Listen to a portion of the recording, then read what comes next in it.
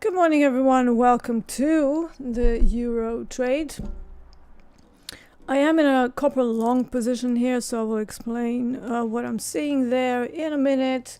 But before we start, if you're here for the first time, if you randomly stumbled onto this live stream, welcome. This is TopstepTV Euro Trade. My name is Market Stalker D. I've been trading for 18 years. Out of which 13 years I've been trading as a prop trader for various prop firms, and I specialize in commodities, not so much equities. So therefore you're going to see me trade things like copper, natural gas, RBOB, which is gasoline futures, possibly platinum, and maybe even gold. All right, let's have a look at what's going on with this copper trade. So on the weekly chart, we are turning around from a weekly supply, but we already fell pretty far down. And then yesterday was a really quiet day, so it didn't really do much. That could be a sign of the accumulation. It could also be a sign of summer trading, right? So we'll see how this goes. But for now, copper has actually livened up, so there is some movement there. I feel that it fell far enough to warrant a little bit of an upside today. This is something that copper loves doing, where it falls quite a bit for 3 days. We have a good chance of that mean reversion, at least up to some interesting levels. If I look at the 4-hour chart, we had that accumulation. We had Tokyo ending here and then having a little bit of a flush out and a reversal.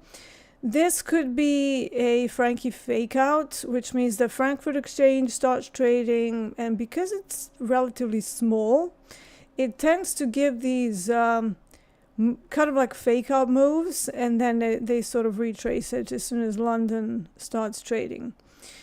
Now, if I look at where the intraday levels are, so let's put this back. First, I have the value area high at 503.20. Right now we're slightly above it and we're actually touching it. We also have overnight VWAP at the same area. So if this really breaks down, then that will be special situation play and a continuation down. But generally when you have the value area and you're still kind of hanging above it, there's a pretty decent chance that this is gonna carry on higher. In this case, it will be maybe a failed auction potential. So that's hypo 1, reversal at value high and VWAP. Second one would be that value acceptance short as a continuation, which is a lower probability trade, especially considering we already had like 3 down days. Not impossible, obviously, but we'll see. And third hypo would be that we just get stuck in a neutral day and carry on with the summer doldrums trading, which can also happen. So those are 3 hypos.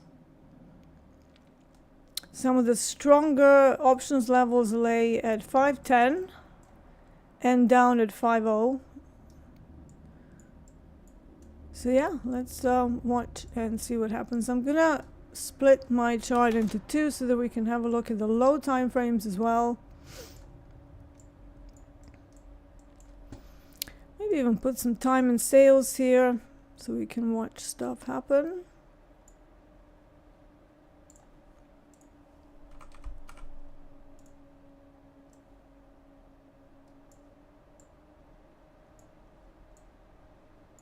So we'll see whether they want to initiate. The value high is also a minor GEX level 4, where it's basically a gamma exposure level where market makers may need to adjust inventory. So whenever I see something similar, there's always a decent chance that it's gonna go up, but it also depends on where the market makers are positioned and whether they need to offload inventory in order to keep their market neutral position, or whether they actually need to buy to stay market neutral. So that is the idea here.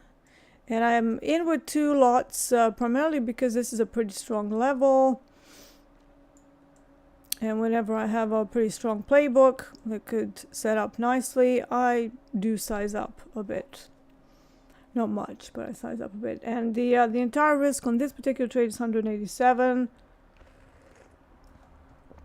I tried Asia last night on the same kind of idea, but that obviously didn't work.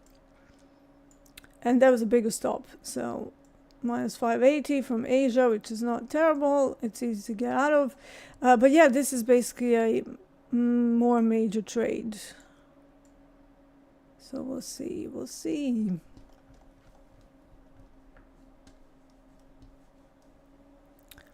And I keep losing my mouse pointer for some weird reason. I put some new screens on, and it has a bit of a weird, almost kind of like a ceiling, where it won't smoothly transfer my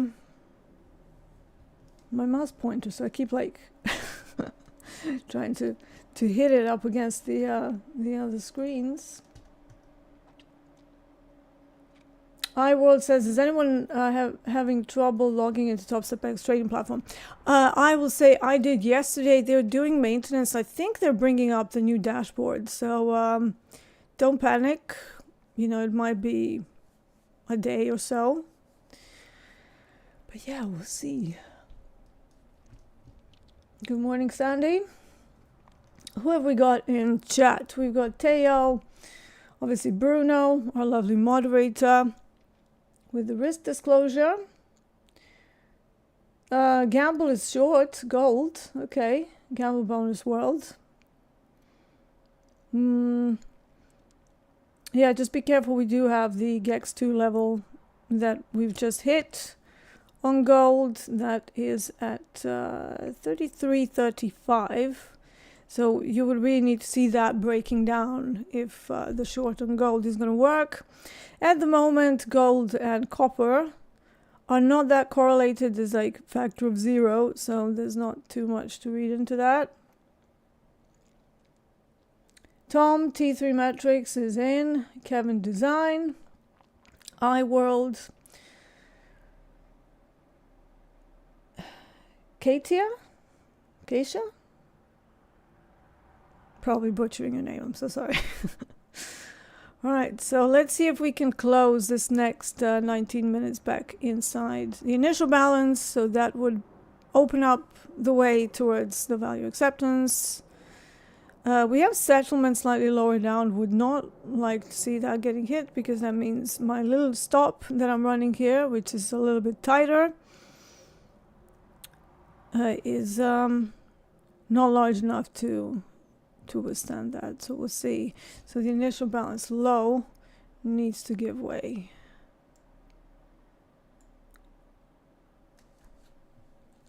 I mean, they're trying to go back up.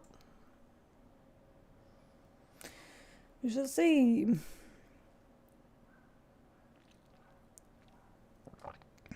This jump down happened in and around GEX3 at 505. That should be white and solid. Why is that? Okay. There we go. We still have plenty of the average range. London ASR high is actually even higher than the ADR high, so that's not that relevant today. But the ADR high is up against the gamma wall. Usually what happens with gamma walls is that at some point they will need to test that, because that's where interest lies, and it's kind of like volume profile. Whenever you have areas that bring a lot of interest, they act as magnets. Exactly the same on the dome. So if at any one point we start seeing bigger orders on the dome, They are very likely to be hunted, especially during active trading hours. Out of hours, it's a little bit sketchy because it's like, well, maybe they're just, spoofing or whatever. But, if you get it during London technically is a pretty traded session for copper. Even though LME is not open yet, LME actually opens officially for ring trading at 11:40 my time, but right now it's 9:43 in the morning, so yeah, that's a bit too early. And in and around that time, you will see some larger orders coming through on the dome, because obviously LME is one of the bigger, if not the biggest, metal exchange in the world. So trading metals during that time is not a bad idea.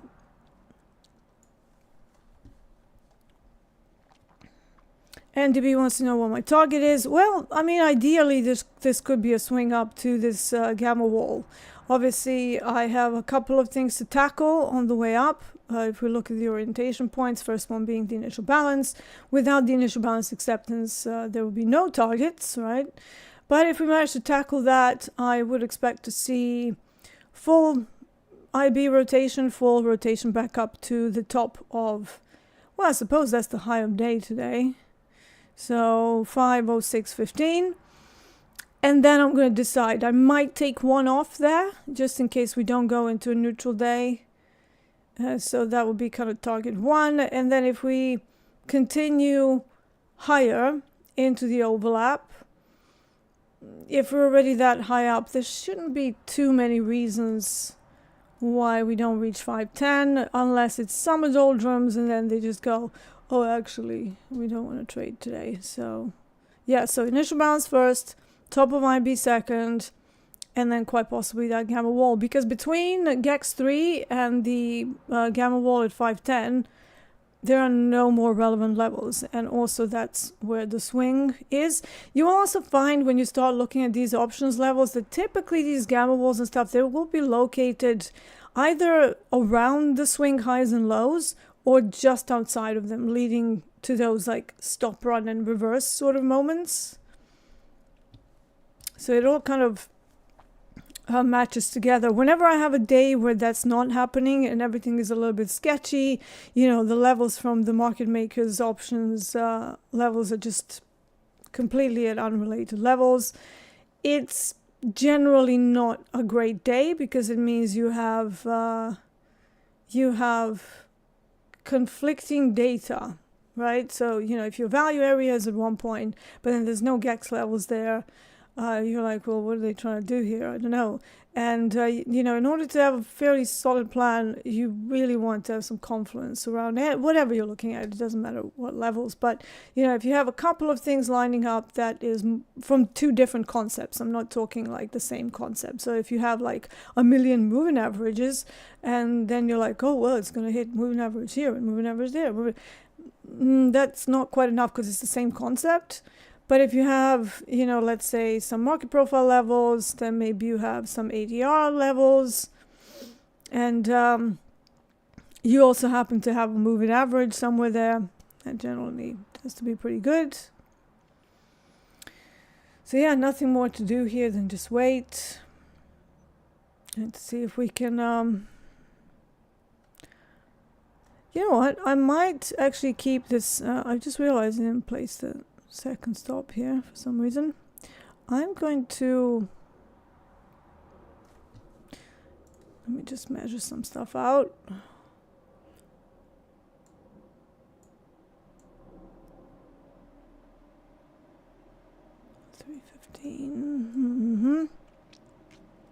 Right, I'm gonna place one major stop loss at 5:01:10.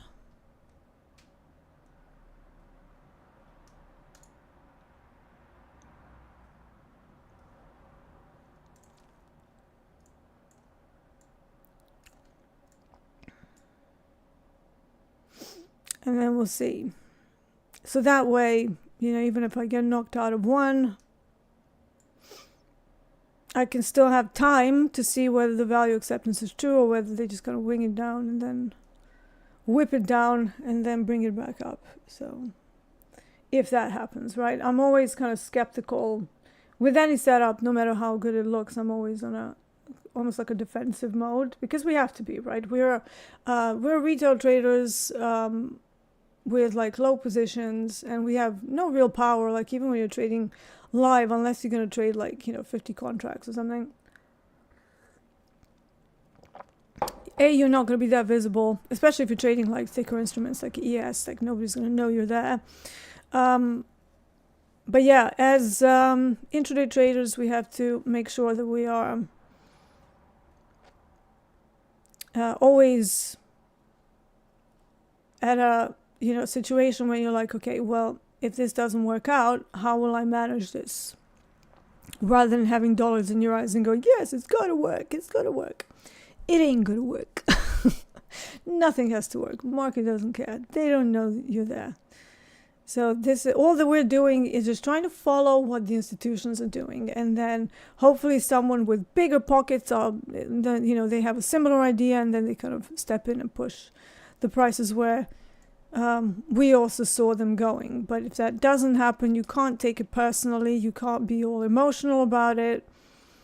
You just have to manage your risk as best as possible and just say, oh, well, next. And having that sort of a nonchalant approach, I know it's difficult. I've been doing this long enough, but the less confidence you have in reading and diagnosing what is happening in front of you, the more difficult that will become. So the more you can define your playbooks and define exact points of how it looks when the trade is about to work out, how it looks when it partially works out, because I think that's also a big problem where people kind of marry the trade. So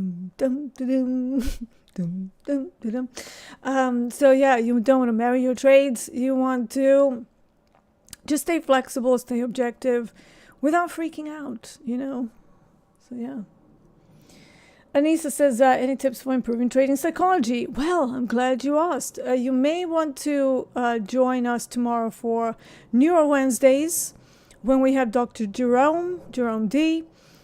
He usually spends a great deal of time talking about how to replace your bad habits with some better behaviors that will ultimately become autopilot behaviors when practiced enough. Why? Because our brains are pretty nifty. They are great little machines that like working on solutions. But here's a trick: visualizations are very good for just making the brain work differently, and then you have to give it something to work on in the form of visualization or just repetition. And then over time, again, this concept of time, so annoying, right? It's like, why can't we just have it all right now? But yeah, unfortunately, you need time in order for your brain to first and foremost create new neural connections, and then through repetition to make them into autopilot behaviors. Everything that you do, every playbook that you do, you need to make it into an autopilot behavior. It's like, this is what you do. Even things like position sizing, you need to connect things like my account balance, let's say, 5K, I do not go larger than 5 micros.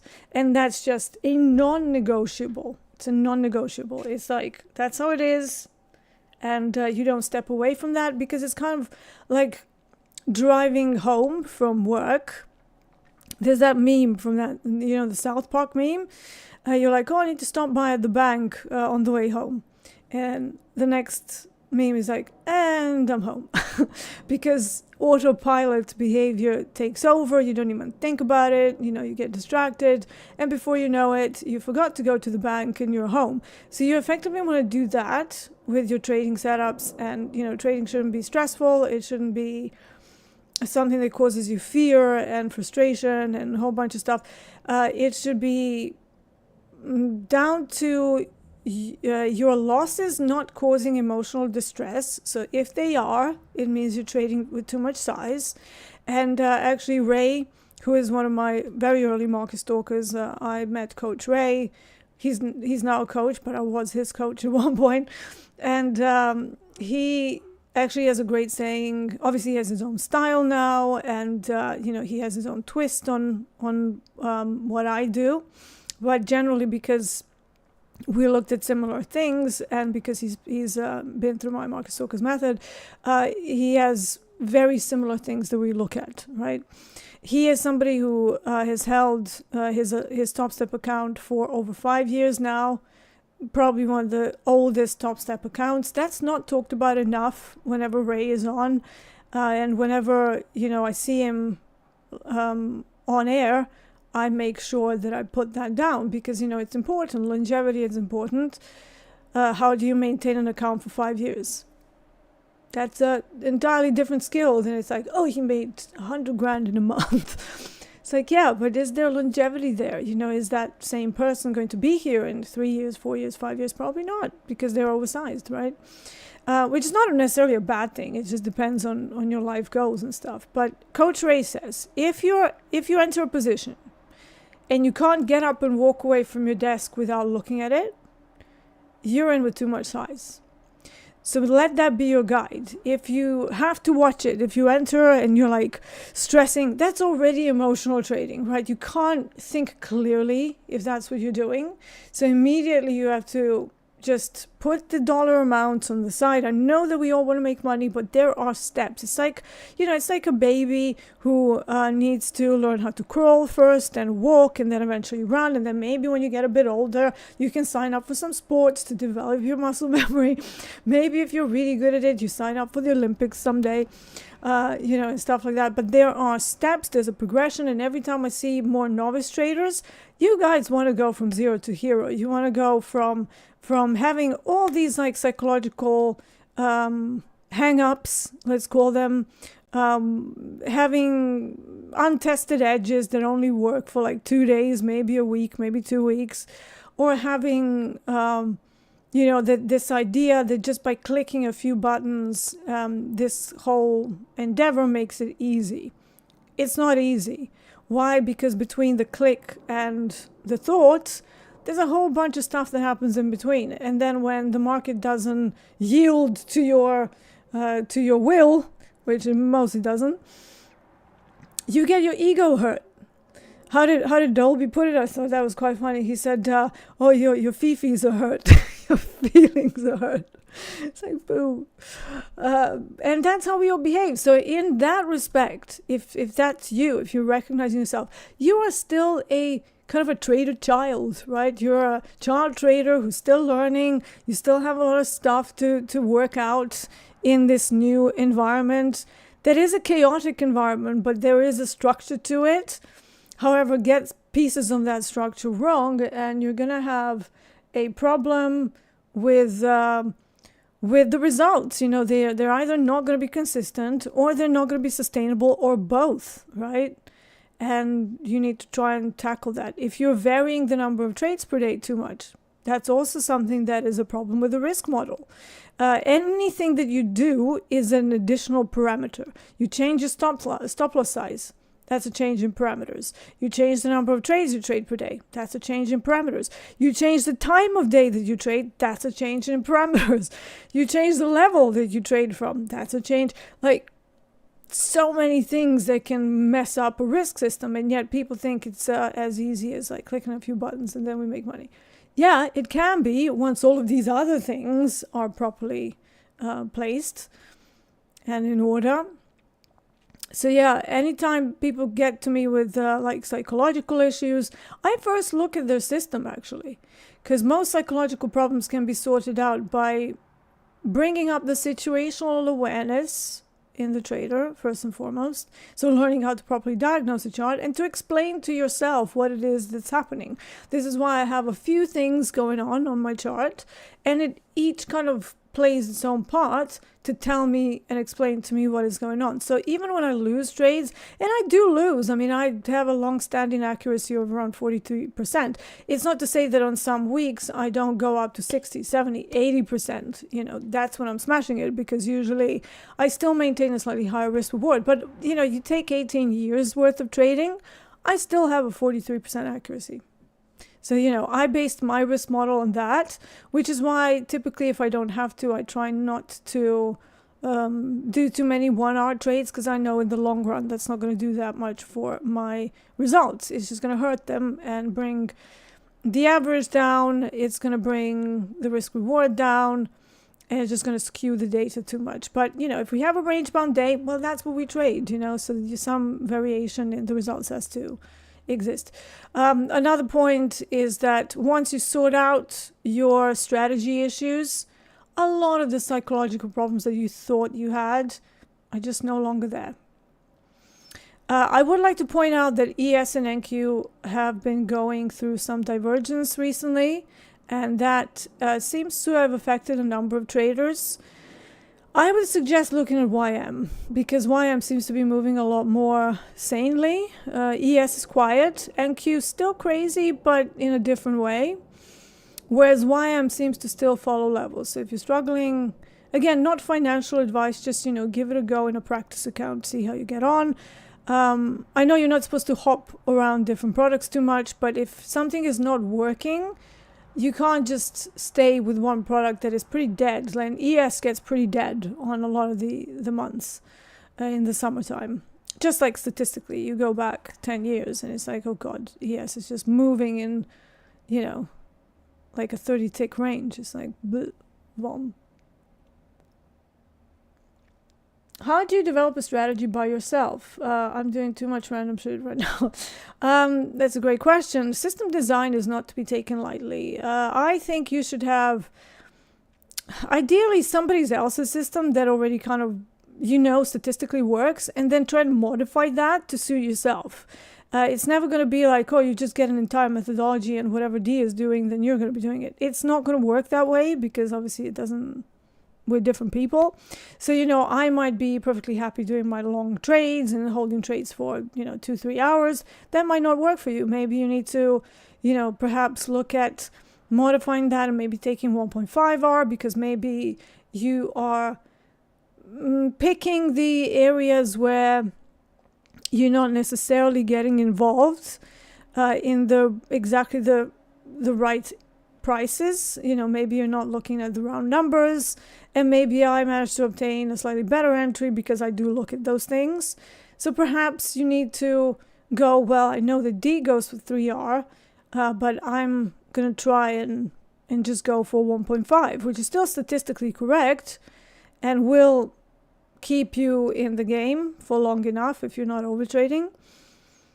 But yeah, system design not to be taken lightly, and most people think that they can do system design, but for somebody who's been doing like mechanical trading systems for a long time, it's very difficult. It's almost like a data science in its own right. Not almost, it is data science, because you have to understand the positioning, you have to understand things like over optimizations. That's a common problem. It's like you look at a 1 month period and you do a back test and you're like, oh yeah, that all works fine, and then you over optimize your stop sizes, you over optimize your targets based on that period, and then markets change volatility, and then all of that optimization that you've done is not going to work. So the system needs to be robust enough to be able to absorb the volatility changes. That's first and foremost. So immediately you have to have some kind of a scalability stop and targets in place.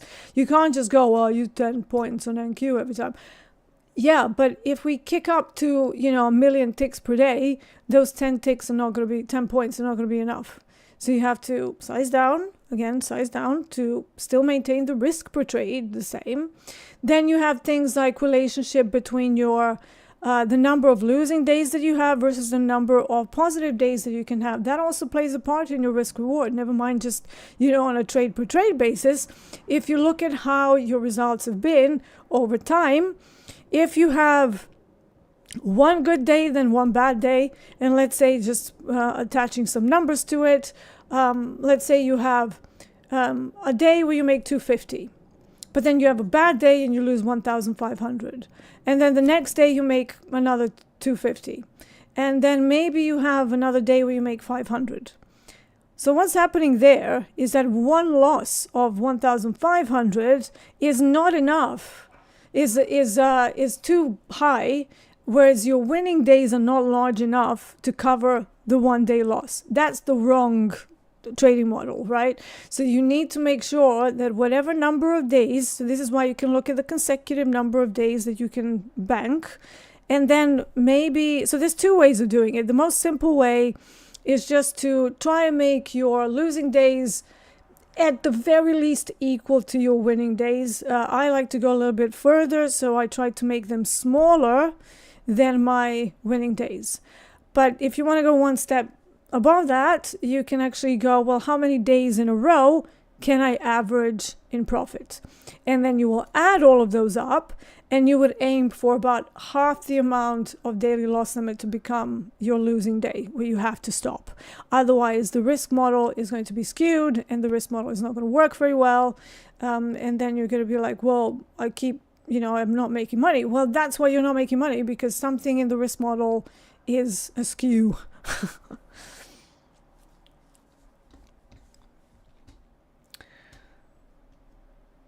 Madman, Deeyana, you're making it complicated. This is complicated. I'm not making it that complicated at all. If you think that you can just click buttons and remain profitable, the experience and results of 90% of people failing kind of speak to a different thing. If it was that simple, wouldn't everybody be a millionaire, multimillionaire? Surely. Madman says, you look lovely today. Thank you. I didn't sleep very well, and I'm in quite a bit of pain, but thank you.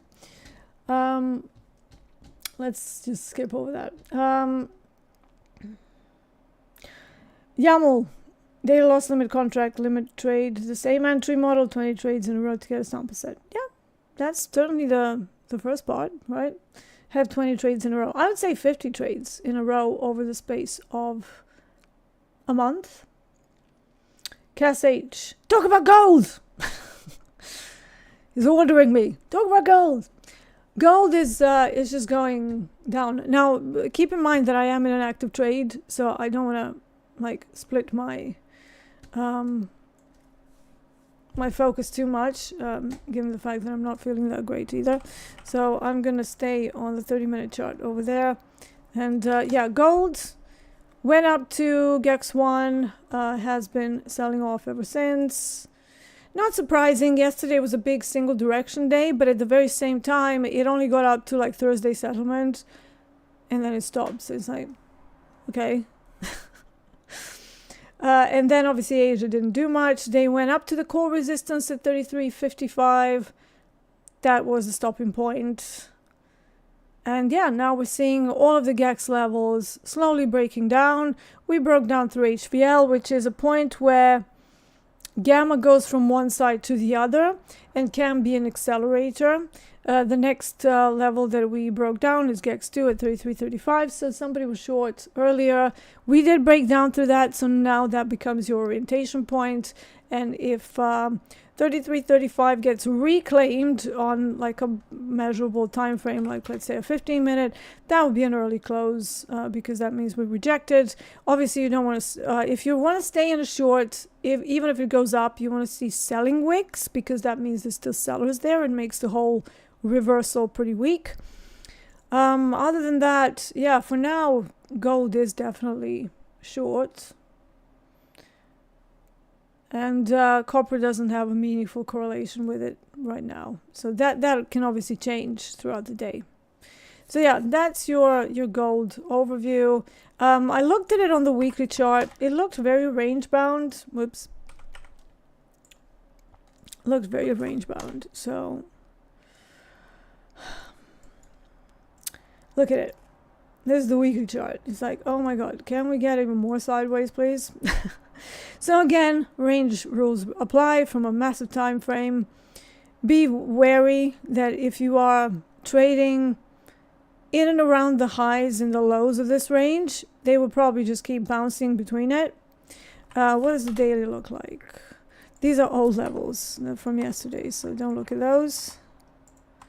Don't look at those. What are we doing on the daily chart? Visible, profile. Unsurprisingly, it has a volume profile point of control, or as Andre said it yesterday, point of chill, which I thought it was quite funny. Point of control, point of chill, have margaritas, chill out, have some fun, mingle. Yeah, so just, building a nice distribution curve. The edges have slightly thinner volume, so, on the daily chart, maybe I want to take a look at these 2 points. If the price moves away from them, these big areas can be signs to, do reversal trades, or at least start fishing for levels that could bring reversals. So, yeah. And then, let me see, on intraday level, it's going to be above value. I mean, of course it is, because yesterday we had a massive thing. I don't even have to look at it. But yeah. Gold so far looking, a little bit short to me. So, we'll see what happens. Let's go back to copper, because like I said, I'm in an active trade, so... I'm using a 30-minute chart here for my guidance, because I don't want to be whipped out. All of these price actions are like, this is all summer patchiness in the market. Pretty thin, a little bit of a thinness on the dome. We have one contract here, then nothing, then 5s and 2s and 2. That can bring some liquidity spikes. So this is always the danger of summer trading, when people go size up and use smaller stops.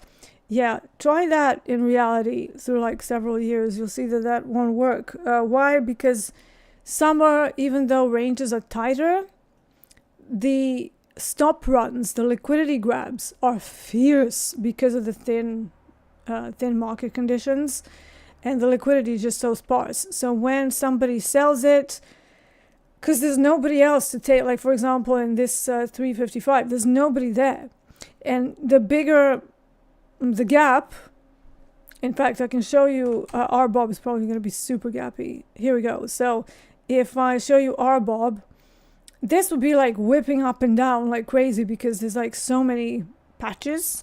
So anyone with a moderately bigger order, if you go from 1522 all the way down to 1515, there's nobody there. So somebody comes in to sell it and it just goes whoosh, and it looks like it's teleporting. Why? Because it jumps over the prices where there's nobody there, right? It's market mechanics 101. Luckily copper's still not that thin, still people trading it, but it's definitely slowed down a lot in the last couple of weeks for sure. So stop losses, small stop losses, don't generally work that well in low liquidity environments. Let me correct that. Quiet, low liquidity, low range environments. Because there can be a low liquidity environment but high volatility because Trump opened his mouth.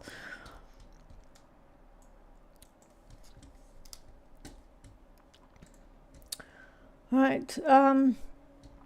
Kieran says, I joined late. Could you walk me through your thought process on the bullish bias for HG? I'm seeing the resistance wall at 506 and support. I don't see any resistance. We have GEX3 505. We did turn around there, but this is normal for the beginning of London. Usually there's a lot of push, pull, tug of war until they decide which side they want to go to. My thought is that because we had 3 days of down movement, so we literally had 3 days of down movement, and we opened above value from yesterday, and we had a pretty quiet day for most of the day yesterday. I looked at London, I looked at COMEX. It was like pulling teeth, it was horrible. I'm glad that I locked up my account after the little Frankie fake out trade that I did. I did not trade, and then they were doing the dashboard, so I couldn't even log in, but I was already locked out, so whatever. So it worked out pretty fine for me. But today we opened above value, and whenever that happens and you open with a reasonably kind of moderate, not too big of a distance from value, they will try and run it up, but then typically there's a test of value first and foremost. And usually what tends to happen for London, double breaks of initial balance tend to be more frequent, at least until the LME opens. So once LME is open, you can see these neutral asymmetrical days because suddenly you have a kick up in volume and everything is kind of starting to liven up. So whatever the quieter part of London, which is the London Open, bizarrely, whatever that's done, it starts to just slowly sort of trickle into the next session, which brings a skew, ergo a neutral day that has an extension to one side. And sometimes they just bleed through it as well. They just continue it down. But because we're in the summertime, I'm not banking too much on the directional bias of copper until I see that it's actually properly trending and it has multiple days in a week where it's not stuck in a 60 tick range. Looking at just the ranges overall, we have come down. We were sitting at about 250 of ADR. Now that's come down to 189. So pretty quiet, but at the same time, IB size today is small-ish, but it's not so tiny to like completely neglect it as a potential failed auction play.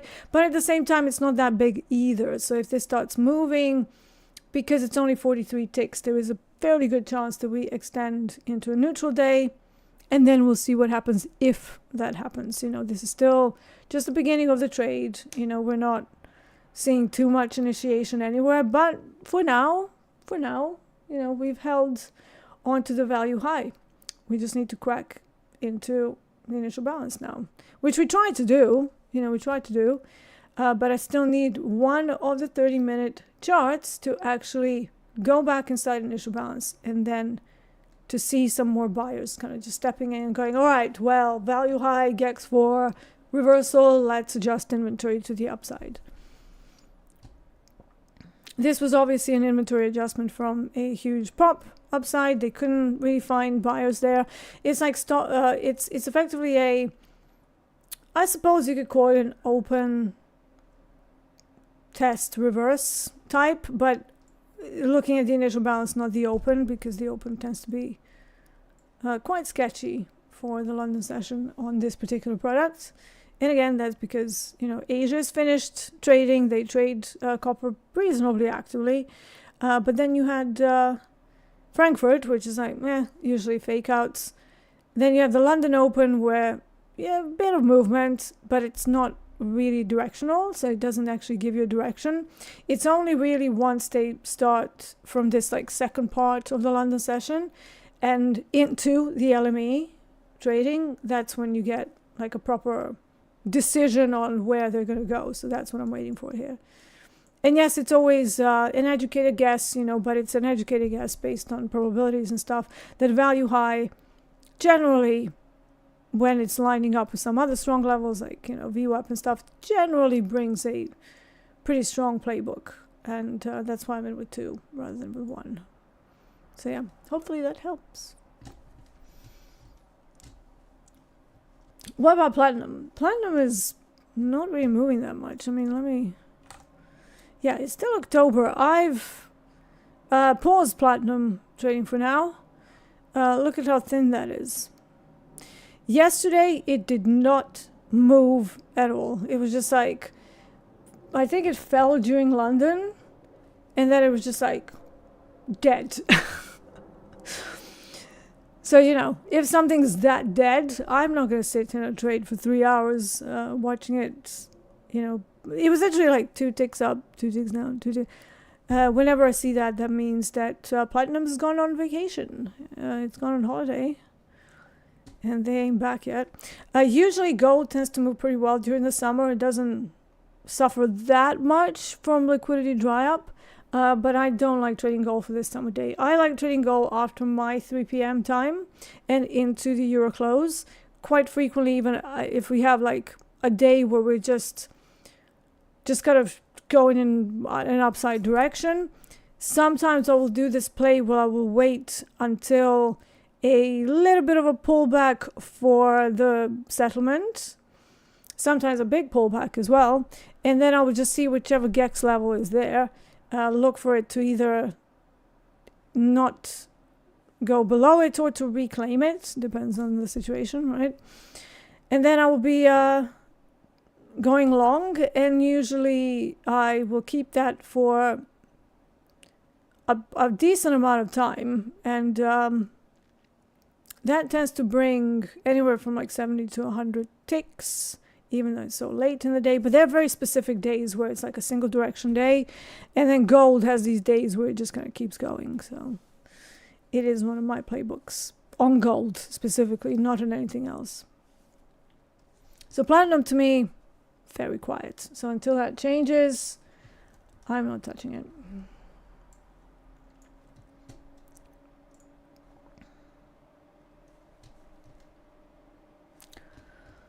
All right, let's have a look at chat.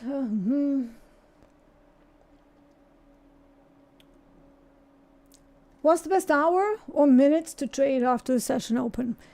That's very dependent on your style, very dependent on your mindset, very dependent on your strategy. Are you a momentum trader? Are you more of a mean reversion trader? Are you a range trader? Are you all of it? You know, are you flexible enough to be all of it? Because I consider myself mainly a mean reversion trader, but I am reasonably well adept at recognizing. They're not my best, but I can recognize a range day. I have done some of the smashing range trades in my life, especially in the last sort of 5-6 years. Before then, I wasn't very good with ranges. They still irk me. They're still not like my favorite because it means I have to work harder, if that makes sense, and then I have to like nitpick on the trade location, so I'm not a huge fan of that. But generally it's like, okay, whatever, you know, it's a range day, so we have to adapt. But generally, you know, for me, I like to trade a little bit later in the day, personally, primarily because I am a reversion trader, so I will look for parts of the day when we can get that mean reversion. Continuation trades and momentum trades are pretty good, sort of like 3 to 5 minutes at the open for certain types of days. So let's say you open with a gap and then you get an attempt of a gap fill. Yeah, you have to be on those pretty early, right? So I would probably look at equities if you want to do that, and something like orb, so opening range break.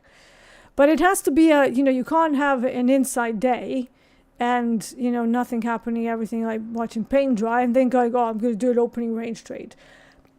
Based on what? Like, what is the major playbook there? You're in balance. What are you going to play the opening range break on? So, you know, that has to be matched with the overall diagnosis of the chart.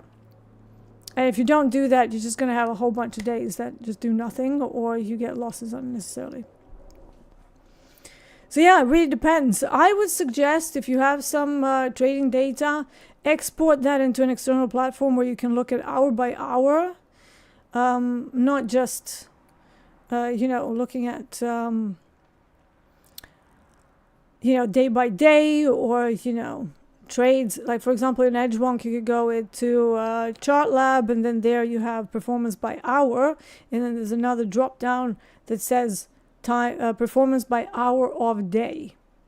That by far is going to be the most valuable thing that you look at, because it's going to glaringly expose the times of day when you suck. And I will genuinely just tell you, when you see a pattern of a part of the day where you just historically have not done well, it's all losses after losses. Yeah, maybe you had one good trade every so often, but overall, let's say over the last 50 trades that you've done, you've always lost at the open. Just don't trade the open. You can even break it down in like 30-minute time frame as well. Don't trade the parts of the day, the hour of the day when you suck. So it's very, very dependent on the trader themselves. It's not, it's not to do with oh, you know, what's the best for me. It doesn't matter what works for me, right? It matters what will work for you. And performance, your previous performance, will tell you that in a very, very honest, kind of hard numbers kind of way.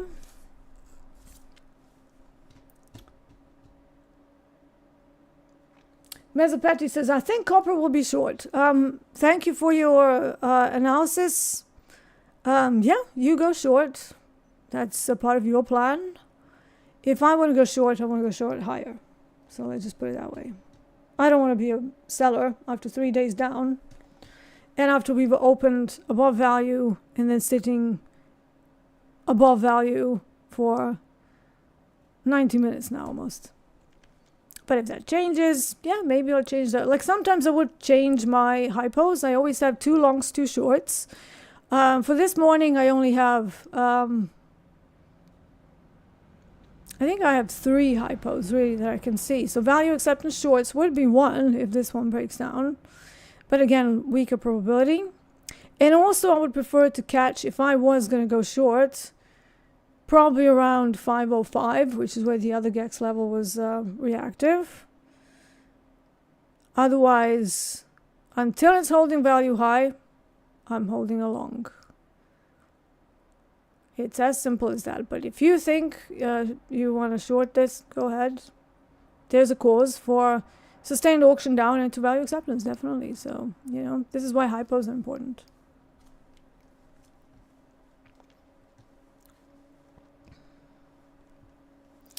Let me just have a bit of a cough and and a bit of a vape as well.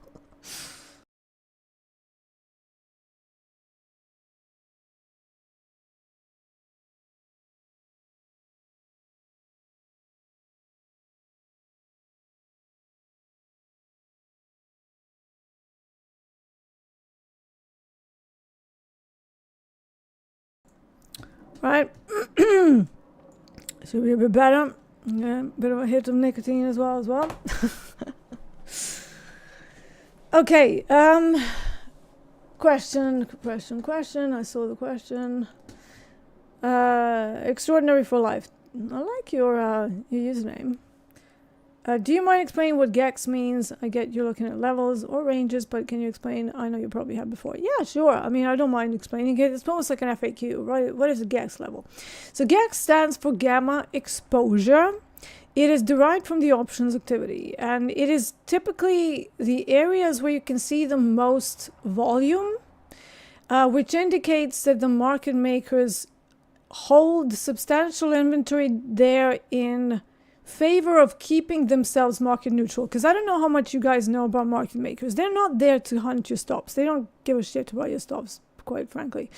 They are there to maintain a market neutral strategy, to give you the best bid and ask, and to just provide liquidity. That's their entire reason for existing. These days, a lot of the market making activities are HFTs, so they will be very quick.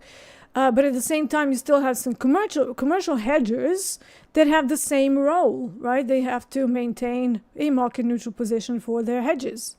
So this means there are certain price levels where their position will not be market neutral anymore. At that point, that's a GEX level, or some kind of a core resistance or put support as well. You can have a lot of puts and a lot of calls, which act as the same thing.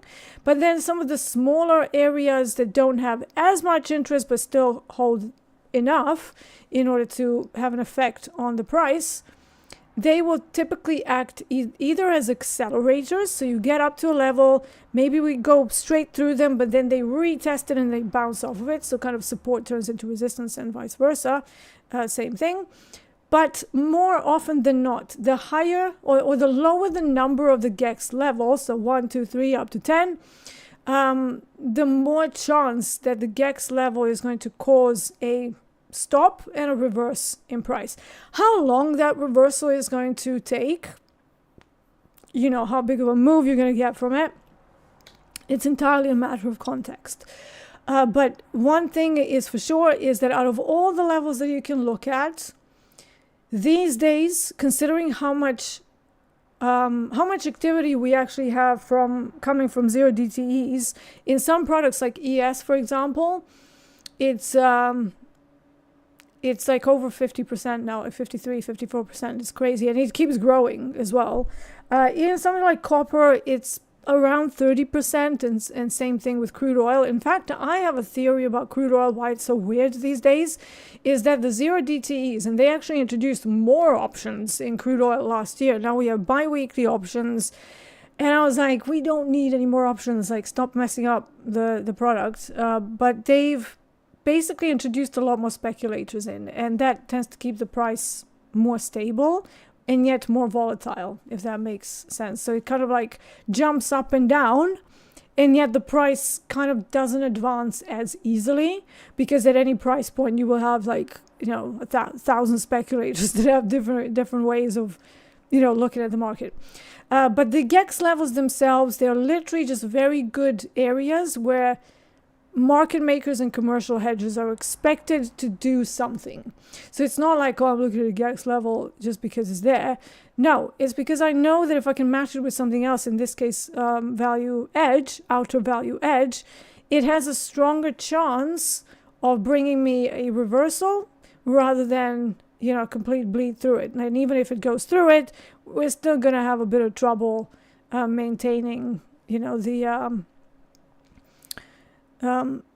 basically it's going to consolidate before it does anything else. So whether it breaks down or not, again, matter of context. But yeah, GEX levels are probably one of the most useful levels that you can have, as is VWAP, right? VWAP is the point where most volume took place, and then it's also an average of the price movement. So, you know, all very good areas to look for reversals. But if you're at a range bound day, then any kind of GEX levels in the middle of the range, you can maybe use them as targets. Just don't use them as stopping points. Again, context matters clearly. How do I change, Kevin Design, how do I change my Topstep X to show ticks and not dollars? That would be in charts and data. So you go into settings, charts and data, and then you go ticks instead of dollar, and it will change it on your chart.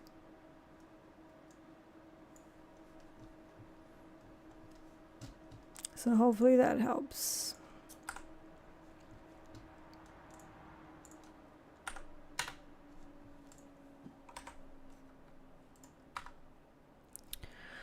All right, we're still waiting, still below the initial balance, but still above the value high, with GEX 4 at 503. So we'll see. In order for the value acceptance to be there, we need to go below 503. So no movement until then. And it's also why my first stop loss is there. Just slightly below it. Where do you get your GEX levels? I get them from Mentor Q.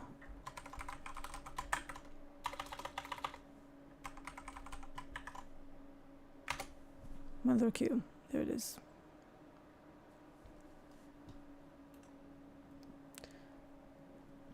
Alright, so we're bleeding into Tokyo High? Tokyo High, yeah.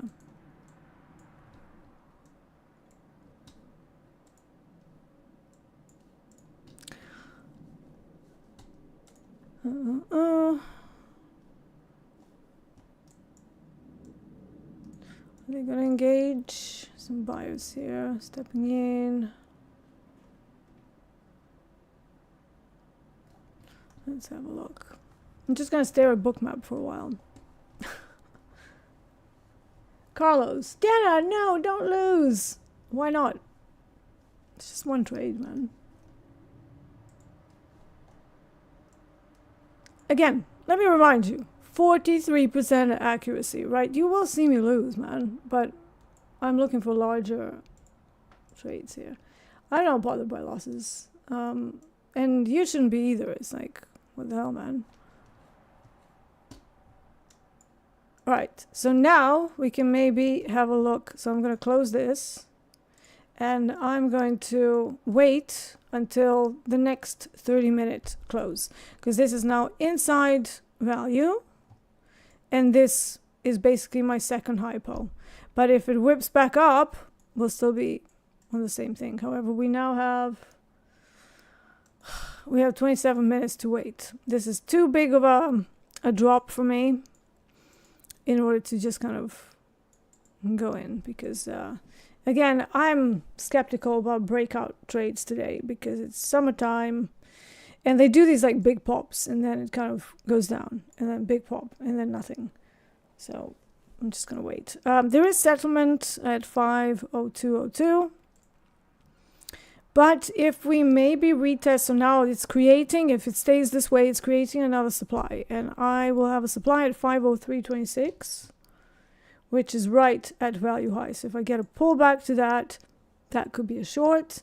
However, if they whipped down and then come back out of the value, that's still long. So now I need to be very, very patient. And remember, I'm trading with 2 lots, so the losses are going to be a little bit bigger. So don't freak out.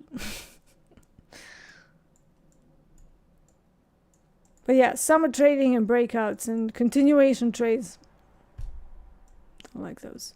But you will get a lot of these, like, oh, let's grab some liquidity from Tokyo range, and then let's get back up to mess everybody up. I mean, look at the 4-hour chart. Is this short to you? This is looking like it's trying to create steam to the upside on a 4-hour chart. And then daily. Daily, we're also still in the green candle. That won't actually change until 50120. And then at that point, it might be a continuation short if we get there. But for now, I'm going to sit and wait. And I bet they're going to try and take it back out of value. Just you wait. Just you wait. Because it's summer trading. It gets a little annoying. But hey. Let me sit and wait. Yeah. So how you are managing your losses tells a lot.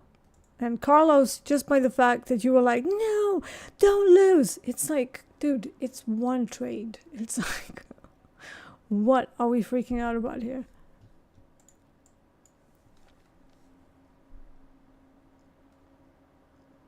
The spider. You're not a pro if you lose a trade, man. I would disagree with that. I would say you're a pro if you can lose properly. What does Coach Paul say? Love your losers.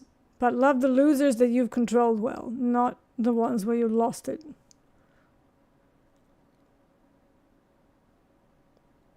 Mode trading. Hey Deeyana, why always red? I don't know what you're talking about. I've actually been on a pretty nice run of 5 green days. You're only seeing, what, 90 minutes of my day? And you think that's all you're seeing? Okay then. So, London session is really tricky. So let me give you a story. We started the Euro trade, or back in the day, London session, with an idea that I'm going to be trading DAX. Unfortunately, we didn't get DAX. It's been a year. And then I had to find something to run the show on. Okay? So if I was just sitting by myself, I would not be trading anything until, like, I would be trading DAX in the morning and then nothing until 3 p.m. my time. Okay? But because we don't have DAX, I have to trade something, right? So I found copper, which works, but it's a little bit unreliable on some days. That's what you're saying.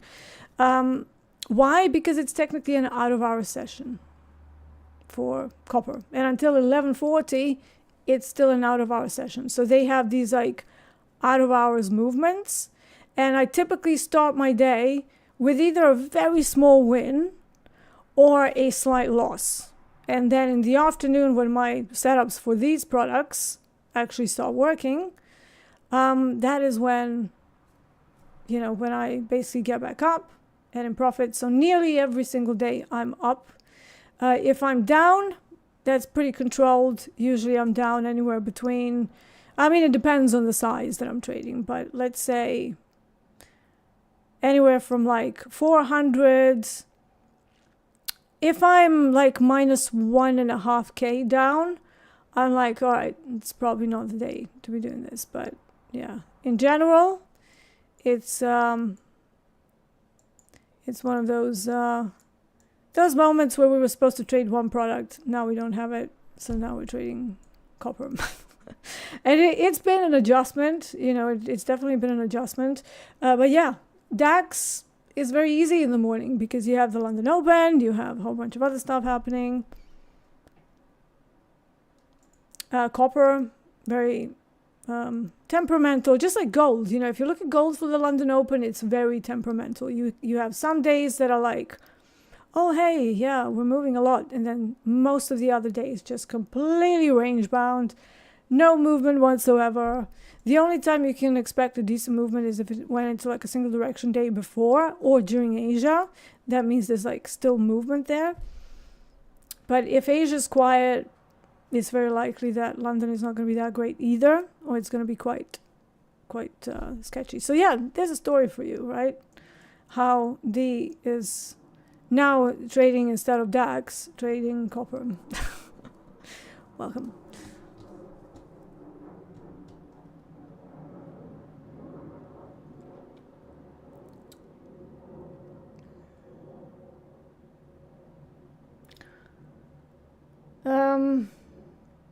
Mode trading. Real trader can turn this minus 800 to plus 800.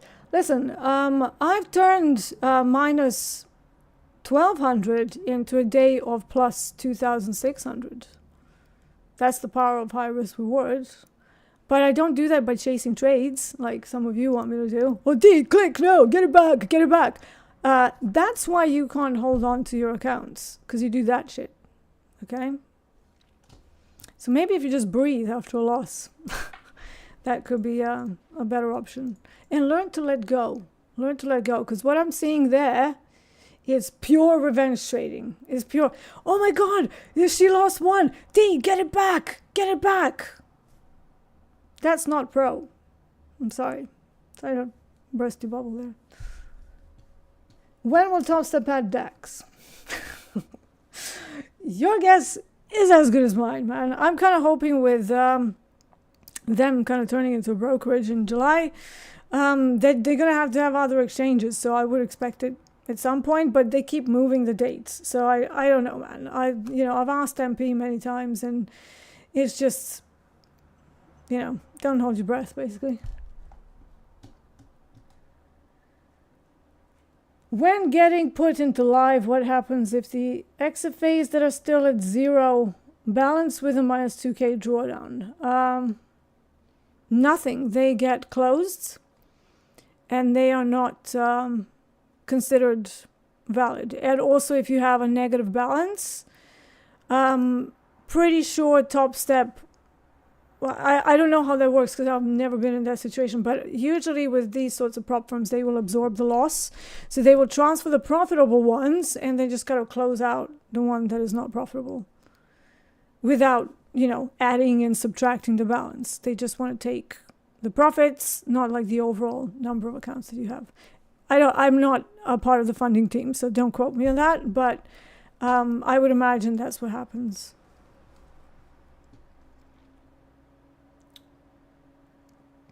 The spider, if you're not making $1 million every trade, you're not a pro. Cuz. I'm not your cuz. And $1 million per trade, I'm not an institutional trader. I've had a year of making $2 million, but that was extraordinary circumstances in COVID. So yeah, spider, you're causing a lot of negative energy. So either chill out or I'm gonna kick you out. Mode trading, asking humbly, how much Topstep pays for running their live TV show? That's contractual, man. I can't talk about that because it's actually a part of my agreement. not to talk about that. So pretty private stuff, you know. If you work for a bank or a financial institution and I say to you, dude, how much do you make per your contract? Under the contract, you're not allowed to talk about that. It's literally the same contract that you sign with any other company or institution. So I'm not going to tell you that. How long have you been trading live with Topstep? In one form or another for over 10 years. So I became their first female funded trader in 2015. This is how I got to know the team. This is how I got to know Eddie and Hogue. Hogue and I are big friends. You know, it's been a friendship that's lasted for over a decade. So yeah, I did an interview with them. They liked what I had to say, so I was a part of, like now you have like guests popping in. Well, back in the day we had the Squawk Radio, so I was popping in every so often to do an interview with them. Hoop was running his fundamentals class even back then. It was just like audio stuff, and yeah, it was a long time ago. And then I went to work for other firms because I wanted more capital, and that was fine. But then COVID hit, and then I came back to Topstep. I think about 3 years ago or so. Was it 3 years ago? I don't know. Yeah, it was about 3 years ago. And then in and around about 2.5 years ago, they started to run TopstepTV. 2 years ago? Oh, I don't know. I'm losing because I was very sick at that point. And I still do. I have a chronic illness, so I was like bedridden. So my timelines of how that was going on is very messed up. But yeah, I think it was sometime in 2023. They were like, okay, we're starting this TopstepTV. Do you want to like come and join us? And you know, we know you. And you know, Hogue was like, I've got to have you there. So I said, yeah, I mean, I'll do a guest appearance. And it worked out. So I joined them in like the second week of TopstepTV. And I've been with them ever since. So I've always been loyal to Topstep. I think Topstep is a great company. They're pioneers. You can think whatever you want of them, but every other company has derived their idea of an online prop firm from Topstep. So it's like, why would I go anywhere else, right? I respect that we have a lot of competition now. There are some good companies out there and some not so good companies out there. So you got to be safe. But, you know, I've had a huge relationship, positive, with Topstep. And I think they are, you know, they are the OGs, right? That's what they came up with. And in fact, I don't know how many people know this, but it was Andre's idea for like, oh, maybe we should do a virtual prop firm. Nobody's really mentioning that, but you know, him and MP were the ones who came up with all of this. None of this whole industry wouldn't exist without the two of them. So, you know.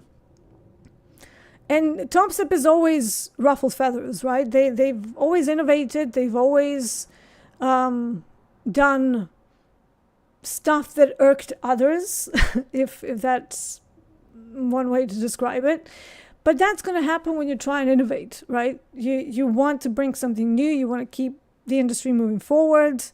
You know, just like any company, there's some good points, there's some bad points, there's mistakes, there's some really innovative stuff, and some maybe not so innovative. You know, we will find out, right? But I'm going to stick to the tried and tested company. So yeah, and more so because I've had a very, very big relationship with the people who run Topstep after a decade of being with them in one form or the other. And before TopstepTV, even like for years in between, I used to do like panels for them, and then Hogue came on my channel. We did a big interview of like the man behind the TPO charts.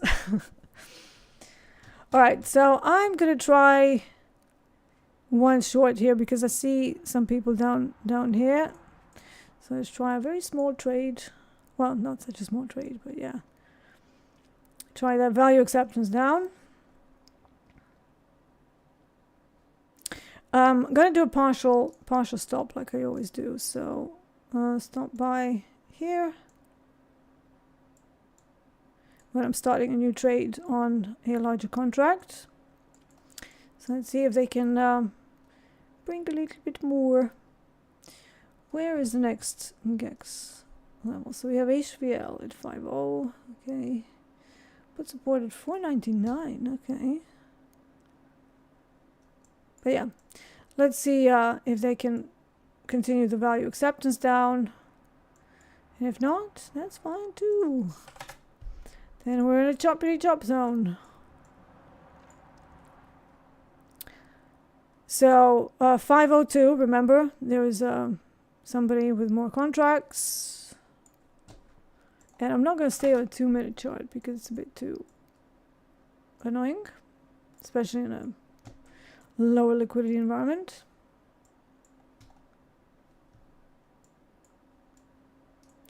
So let's see if they can flush it down finally. And if not, again, it's just going to be a nothing day, at least for me.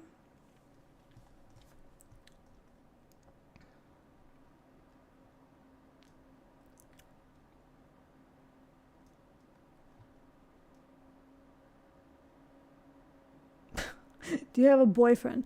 At almost 45, I have a husband, and we've just celebrated 20 years together in June, and we're about to celebrate 10 years of marriage in August. So, yes, very much so.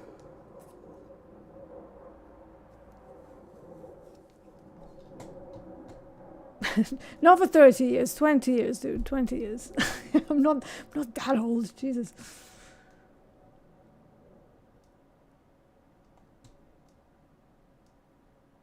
Nice short. I don't know, we'll see. I'm very skeptical here. But it is value acceptance. We've gone below VWAP. We're trying to go moving average as well to cross over VWAP. So once that happens, we could have a momentum down.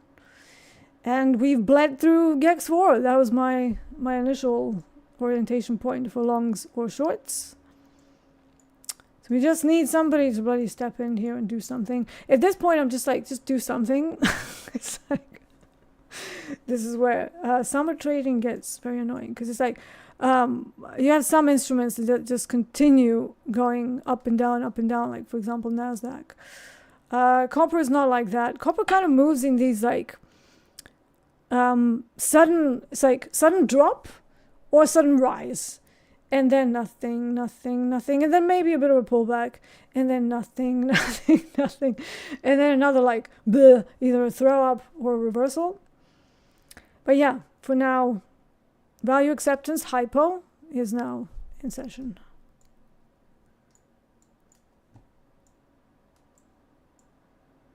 But yeah, there's no initiation just yet. So we need some bigger boys. But we do have space, like on the flip side. Now that we've gone below GEX 4, if we stay below it, there's nothing really until 5 evens. So that's this thing that I was marking to the downside.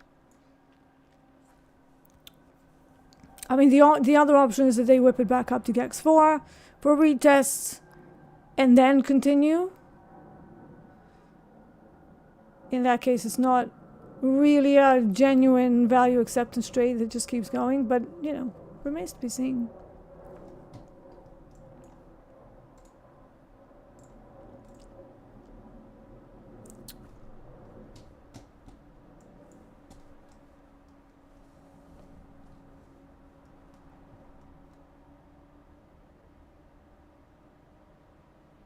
Trading Nichols says, can't believe my wife and I are coming up on 16 years married. That's amazing. That's absolutely amazing. Well done. It's difficult to do, you know. People think that all marriage is just like all, oh, honey. You know, there's like life events that happen. You have to navigate through them. And not many people make it past the, what is it, the 7-year itch? Is that it? So yeah, anything over 7 years, it's like, wow, that's absolutely amazing. And it's the best thing ever. You know, for me, my husband is my best friend as well. I don't know what we talk about after all this time, but we still can stay like just the two of us like chatting for hours on end. You know, you would have thought that we've told each other all the stories, but yeah, we're in a nice chapter of our, or next chapter of our life. You know, we've moved out of London. We're in Surrey. We have, we have our dream home. We have our 8 dogs, and it's a nice time. I would like to be healthier, obviously, but the move over here is kind of to try and get me better as well. So fingers crossed. Yeah.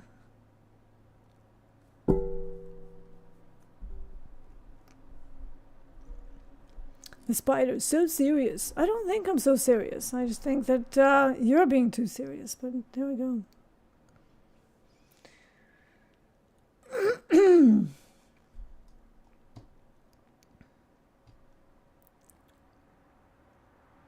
More trading here. 45. Not yet. December. I'm 44 for now. Hats off to the surgeons. I've not had surgery. I'm sorry. I've had Botox. I'm not gonna lie about that. Okay, that's the only thing. My entire family looks really young. You have my sister in there. She's actually 10.5 years older than me. Looks like mid-30s tops. So we all look. My mom is like 78, and she looks like she's early 60s. Like she has no meaningful wrinkles or anything. She's an alien. And thank you. I appreciate it. And I know that a lot of women start going downhill after 40, but I looked 12 when I was a kid. So I looked 12 when I was in my 20s. That wasn't a good look. Literally looked like a child, I'm short, I'm tiny. And remember playing in clubs when I was like 20. And one of the girls that is also a musician, and I swear I met her like 2 weeks before. I've told this story before. And she comes up to me and he goes, "Hey baby, where are your parents?" And I was like, "I'm the act." It's like I'm the sax player of the band, not underage in my country. And she was like, "Oh my God, I'm so sorry. I thought you were like 10 years old." The funny thing is she didn't look much older. So yeah, she was also like somebody who is, I think she was a bit older than me. I think she was like 30 or something, but she also looked very young. So I don't know what her gig was. But she generally thought that I was like 10 years old. So yeah, try buying alcohol looking like that at 20. It was not fun. And then you forget any ID. And suddenly you can't buy wine, and it was very annoying. So yeah. I have a sister. She's even older. She's got 2 kids. She's 55. So yeah. And she is on this stream as well. If you see crochet, knit, yarn, whip, that's my sister. She loves arts and crafts and stuff. You're from Croatia, Serbia. Born and raised. But we also have like Greek, Italian. Like we're all like a big mixing pot, melting pot over there. So I call it Mediterranean. People think it's like Eastern Europe. It's technically Southern Central Europe. Eastern Europe is pretty far out. So yeah. So technically my first language is not English, if you're wondering. All right, so we just need some more momentum. Come on. But why do I suspect like this is going to be one of those days where the main move is going to happen in an hour when LME is trading? So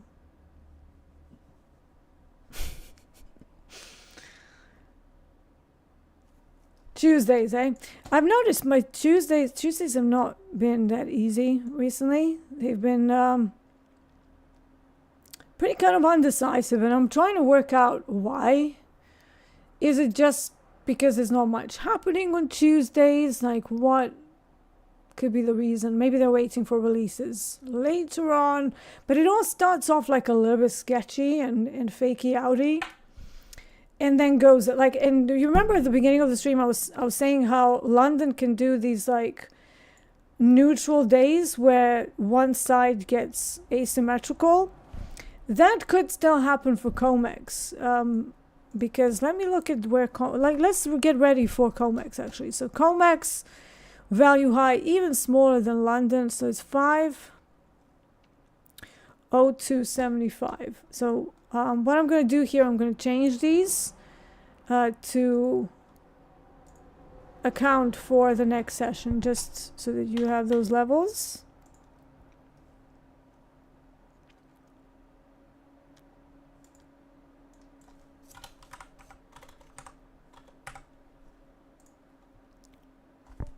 That's not it. 502.75. That looks better. So now we've gone into the COMEX value as well. Now the value low is 501.06. 05. So that's COMEX related value. The options levels will not change because they're end of day levels from yesterday. Right, some sellers, we just need volume. Come on, someone step in. So yeah, if we remain below 0.275, that would be an inside day. So that would be a day where we're opening imbalance for COMEX. That's not going to be great. So if we're going to continue this on to some, you know, single direction day down, I would like it to open below this 501.0, and then to also have this 5 evens breakdown, because it's a put support, it might not happen. So this 5.0, just like yesterday, it might just be a stopping point. But it depends how much, you know, they want to drive it down. So we'll see. For now, we're about to finish this candle and this stream as well. But I'm going to try to keep this going if it's still, you know, going in the right direction for at least an hour, just to see if we can get a nice extension and a rotation through, because there's no value acceptance trade for the London trade. If it's like still laggy and super slow, I'm just going to kill it and then wait for the post NY cut, which is after 3 p.m. my time, 9 a.m. Central. I need to decide whether I'm going to do my stream today or not, but I'm not feeling that great. I woke up with some random pain, so I may have to skip it on my channel. I'm also traveling this week, so I need to like try and conserve my energy. The beauty of MECFS. So you will probably just see me on Lunchbox Trading today. So I'm not going to do my own live stream. Okay, let's see what happens to this trade. I can obviously report back. I might look at natural gas as well, because that seems to be going up, but I'm only going to use one lot on natural gas, because as a whole, I have set for myself a maximum of 3 lots, maximum position through all of the products.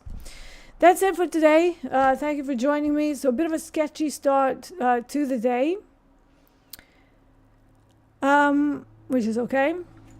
But I am going to try and stick to 2 lots on copper. Maybe start with 1 lot if it's like not that great of a setup, and then try and add to it. Other than that, I think we're done for today. So we will see what happens in COMEX, which is the main session for this product. Whether they get stuck in balance or not is a matter of summertime trading. Maybe we get some tariff news. That would kind of be pretty cool. If not, that's okay. We just go into survival mode for the summer. No over trading, no, as I like to call it, grasshoppering. Think your trades through. If you have a loss, breathe and take at least 15 to 30 minutes to settle down. Don't do what people in chat were doing. Don't do, recover it now. No, I want more data first to make sure it's not just a random flush below VWAP and then back up, which can also happen. So maintain your psychological balance. All right, we have some bigger orders stepping in at 502. That's the same guy that was in earlier. And 31 contracts at 501.80. So technically we should get down to at least 501.80. And then maybe look to rotate. Danger zone is settlement price, which is currently sitting at 502. You know, there's always these like market makers sitting with large positions around like settlement, around ADR and ADR low and high, value area low as well. So yeah, but they should at least hunt these guys. So we'll see what happens. Anyways, I'm going to finish it here. Thank you for joining me. Like I said, a bit of a sketchy start to my Tuesday. Not a problem. We're going to try and get a shovel and dig ourselves out of this by the end of the day, which is kind of like the story of my life and how I normally trade if I try and trade anything else apart from DAX for this session. Thank you for joining me. This was the Euro Trade. I'm Marcus Stalker D. I will see you later for Lunchbox Trading. Enjoy the rest of your day.